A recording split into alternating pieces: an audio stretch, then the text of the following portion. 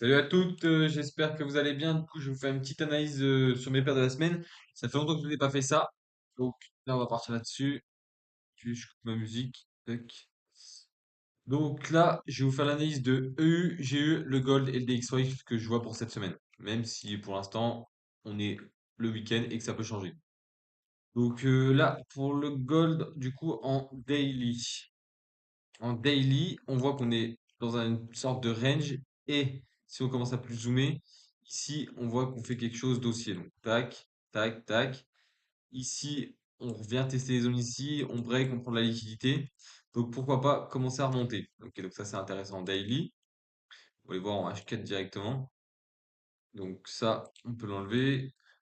Ça aussi, hop, ça aussi. Ça aussi, ça sert plus à rien. C'est pareil. Donc, ici, on voit qu'on a eu des belles liquidités.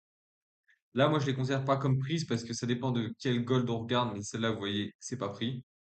Donc sur celui-là, on va dire que c'est pris, mais de rien du tout. Donc ça, je le considère encore comme une liquidité.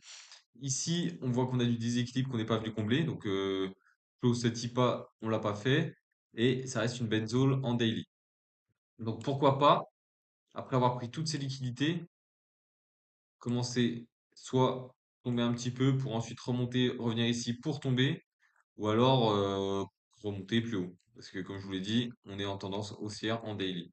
Comme vous voyez là, tac, tac, tac, même si on n'a pas réussi à faire de plus haut ici. Et qu'on a laissé des beaux equals ici. Ici aussi, on a laissé pas mal de choses.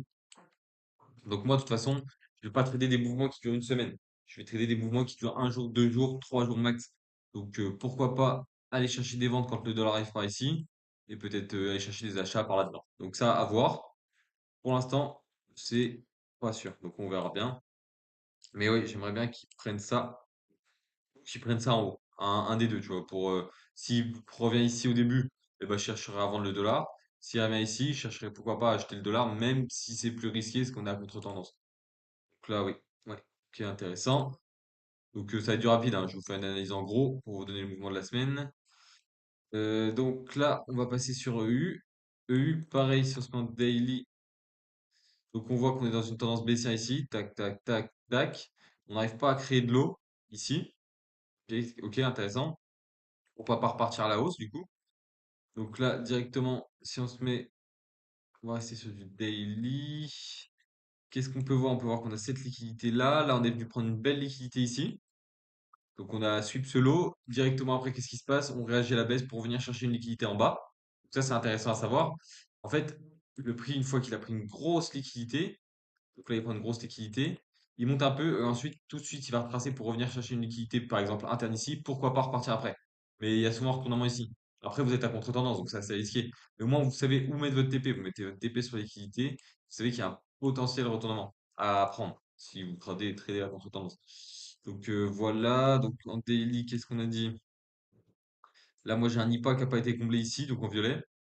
J'ai une belle zone ici avec, donc en weekly, c'est un plus bas weekly aussi, donc c'est intéressant. Qu'est-ce que j'ai d'autre? J'ai un 50% du Fibo. S'il veut retracer les 50%, il faut qu'il revienne au minimum jusqu'à là. Donc ça sera intéressant aussi à venir chercher. Donc, j'ai une Balance Daily à venir combler ici. Et même, c'est peut-être un plus haut. Non, c'est pas un peu oublié. Donc, j'ai une Balance Daily à venir combler. Donc, c'est intéressant pour moi de voir quelque chose comme ça. Tac, tac, tac. On revient réagir dans cette zone, on fait une confirmation. Et ensuite, je vais un target ça. Et pourquoi pas ça. Et en plus, du coup, ça, ouais, ça c'est un plus bas weekly.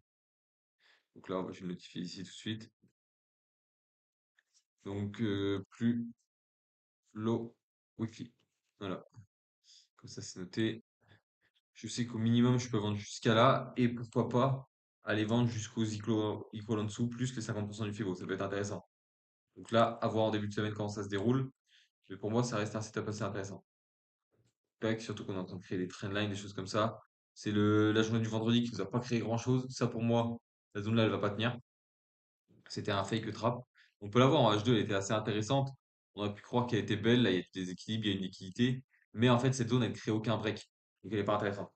Donc, ouais, je vais attendre au minimum qu'on remonte au-dessus. Je chercherai pas de vente par là-dedans. Et si, par exemple, on descend toute la semaine et que début de semaine, on descend vers chercher ça, ouais, pourquoi pas rechercher des achats. Mais c'est soit on vient chercher ça, et là, je pourrais chercher à acheter. Soit on vient chercher ça, et là, pourquoi pas chercher à vendre. Après, c'est pas forcément la zone là qui va réagir à la vente, mais c'est une zone intéressante.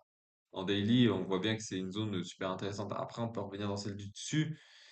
Si on revient dans celle du dessus, moi, ça m'embêterait un peu, parce que ça fait revenir haut, donc pourquoi pas prendre le plus haut après, ensuite, directement dans la foulée, dans ce plus haut-là. Donc, à voir pour EU. Pour EU, moi, je m'attendrai à des ventes, dans tous les cas. On va passer directement sur GU. Sur GU, qu'est-ce qu'on peut voir?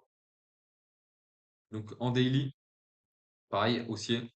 Là, on est revenu pratiquement chercher cette liquidité-là. On est revenu prendre cette liquidité-là avant de tomber, mais à celle-là. Donc, dans tous les cas, on va venir la chercher pour moi. Qu'est-ce que je peux voir d'autre? Je peux voir que le 50% du Fibo, on l'a pas encore touché. Il y a de la liquidité ici.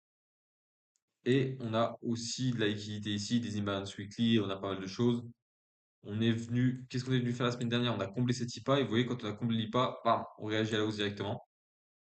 Là, c'est pas non plus super propre ce qui nous laisse là. Cette petite trendline, j'ai eu, il est beaucoup moins propre que EU pour vendre. Après, à voir ce qui se passe. Là, j'avais tracé une zone H2 qui était quand même pas mal intéressante. Parce que celle-là, c'est pas la même que sur U. Vous pouvez voir, sur U, sur U, cette zone, elle break rien. Alors que sur GU, cette zone, elle crée un break. La zone là crée un break ici. Donc celle-là, elle est intéressante potentiellement. Donc vous voyez, ça short, on a une belle réaction. Est-ce qu'on aurait eu une confirmation? Ouais, on n'aurait pas pu rentrer. Non, il n'y avait pas de confirmation. Mais du coup, voilà. Du coup, GU, il est moins propre pour moi. Après, dans tous les cas, je chercherai quand même des ventes parce que ça, ce qui nous a laissé là, c'est pas du grand luxe. C'est vraiment des e-calls. C'est intéressant. Et en plus, c'est un plus bas de semaine. Ça, on va le notifier aussi. Toc, toc. Allez, s'il veut bien. Tac. Donc, liquidité plus weekly low. On va mettre ça comme ça. Donc voilà. Donc, dans tous les cas, je chercherai des ventes, au moins jusqu'à là. Peut-être close cette IPA là, ça peut être intéressant. Après, où est-ce que je vais chercher des ventes? Est-ce que cette zone elle va être intéressante? Ça, je sais pas trop. Je sais pas trop parce que c'est pas trop coordonné par rapport au dollar. C'est-à-dire que le dollar il monte directement sans prendre ça, ou alors j'ai eu il est plus fort ou plus faible. À voir ce qui se passe. Ouais, ça peut être intéressant de chercher quelque chose comme ça pour venir chercher ça. Dans tous les cas, ça faut que ça saute. Potentiellement après on pourra aller chercher des achats, mais pas avant que ça a sauté. Donc je pense début de semaine ce sera des ventes. Peut-être qu'on peut remonter un peu plus haut et ensuite chuter. À voir. Mais dans tous les cas, je chercherai les ventes. On va passer directement sur le gold. Donc, on va nettoyer tout ça, ça ne peut rien. Limite, je fais pas grand-chose dessus. Oui,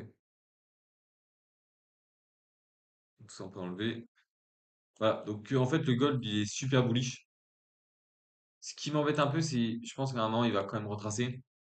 Il y a des choses à venir chercher jusqu'ici, à venir close là.